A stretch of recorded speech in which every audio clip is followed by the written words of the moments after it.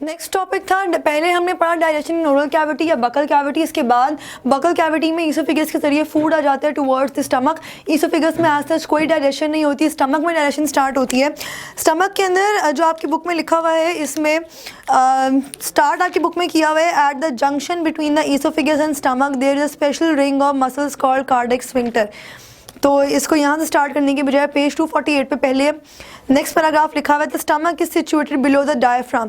तो यहाँ से आप स्टार्ट करेंगे। सबसे पहले आप इसमें बताएंगे कि इसकी एनाटॉमिकल पोजीशन, यानी कि बॉडी में कहाँ पर जो है ये लाई करते हैं। एनाटॉमिकल पोजीशन है, एनाटॉमिकल पोजीशन में ये left side of the abdominal cavity, left side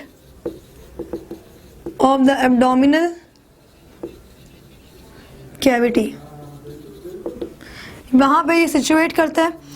उसके बाद सेकेंड आप इसमें इसी के नीचे लिखा हुआ है स्टोरेज ऑफ फूड। फंक्शन इसका क्या है, that it stores the food, food को स्टोर करेगा। साथ साथ जो है making discontinuous feeding possible, it also partly digest the food. दोनों चीज़ें आ जाती हैं, फूड को स्टोर भी करता है और पार्टली डाइजेस्ट भी करता है। और डाइजेशन जो है वो यहाँ पे नॉर्मली प्रोटीन्स की होती है। अच्छा, इसके बाद आप वापस पीछे आ जाइए, जहाँ पे आपको बताया हुआ है कि स्पेशल रिंग ऑफ मसल्स है, जिसको उन्होंने कार्डिक स्फिंक्टर कहा हुआ है। अभी कार्डिक स्फिंक्टर क्या है, ये जो है वो ईसोफेगस है, ये इस तरह से स्टमक है, और ये जो सारी की सारी स्मॉल इंटेस्टाइन लार्ज इंटेस्टाइन इनकी तरफ जा रही है। अब होता ये है कि यहाँ पे this portion, this is the cardiac sphincter, और जो नीचे वाला स्फिंक्टर है जहाँ पे फूड, जहाँ पे स्टमक जो है वो स्मॉल इंटेस्टाइन के साथ मिलती है, इस पोजीशन को हम कहते हैं पाइलोरिक स्फिंक्टर। और स्फिंक्टर्स क्या लगती है, help in the opening and closing, के फूड कब एंटर हो रहा है, फूड ने कब यहाँ से इवैक्यूएट करना है स्टमक को और आगे जाना है, तो ये जो है वो स्फिंक्टर्स का काम होता है। और कार्डिक स्फिंक्टर क्यों कहा हुआ है, कार्डिक इज़ अ वर्ड जो आप हार्ट के लिए नॉर्मली यूज़ करते हो, तो यहाँ पे कार्डिक स्फिंक्टर जो है उसको इसलिए कहा हुआ है बिकॉज दिस एरिया, ये एरिया जो है वो सिचुएट करता है नियर टू द हार्ट, इसलिए इसे कार्डिक स्फिंक्टर कहा हुआ है, और कोई इसकी ऐसी वजह नहीं है। अच्छा, इसके बाद आपका फोर्थ आ जाता है अबाउट द स्ट्रक्चर।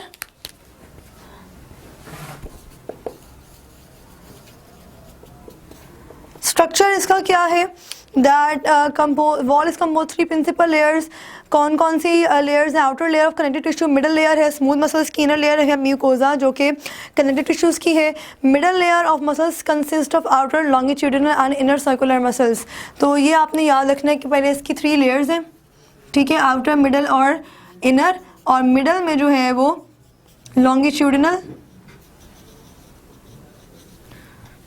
मसल्स होते हैं, लॉन्गिट्यूडिनल और इनर मसल्स होते हैं।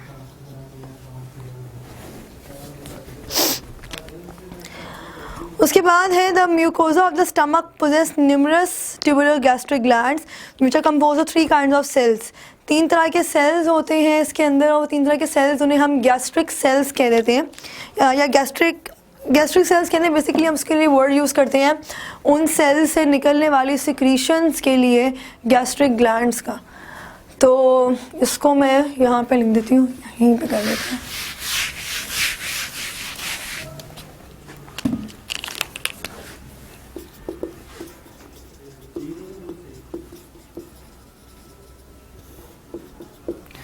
तीन तरह के डिफरेंट सेल्स हैं, oxyntic cells, zymogen cells and mucosal cells.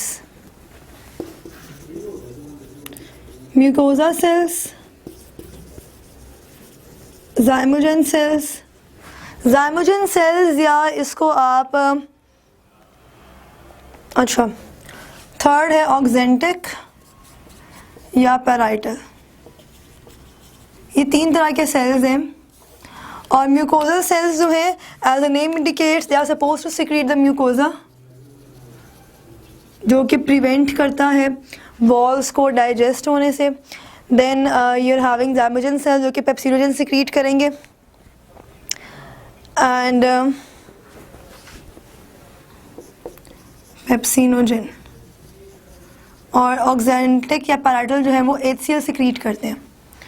Pepsinogen जो है ना, this pepsinogen, this means enzyme जो है वो इनएक्टिव है, एपो एंजाइम है, होलो एंजाइम नहीं है। तो इसको ऑल एंजाइम में कन्वर्ट करने के लिए इसके साथ जो है वो एक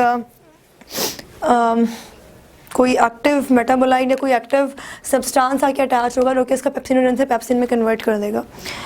उसके बाद फंक्शन है म्यूकस का। म्यूकसनेस थिक सिक्रीशन है that covers the inside the stomach, prevents the underlying walls from being digested.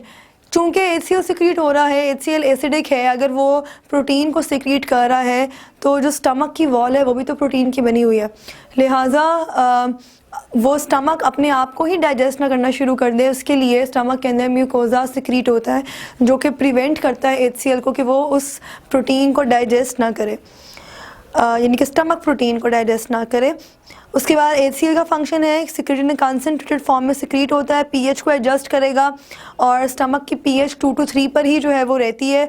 और it also softens the food and kills many micro organisms taken along with the food.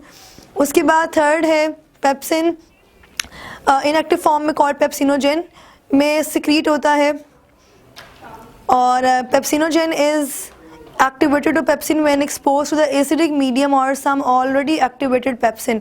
Pepsinogen pepsin में तब convert होता है जब इसको किसी acidic medium के साथ एक्सपोज किया जाए, या अगर ऑलरेडी पेप्सिन वहाँ पे मौजूद है तो नया सिक्रीट होने वाला पेप्सिनोजेन पेप्सिन में कन्वर्ट होता चला जाएगा।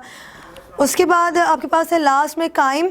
Crime is the muscles of stomach walls thoroughly mix up the food with gastric juice and actually convert to semi solid mass called chyme. तो ये आपने जो है वो याद रखना है कि काइम क्या होता है। It is a very important short question. तो डाइजेशन इन स्टमक जो है that gets to completion here. इसके बाद नेक्स्ट है डाइजेशन इन स्मॉल इंटेस्टाइन।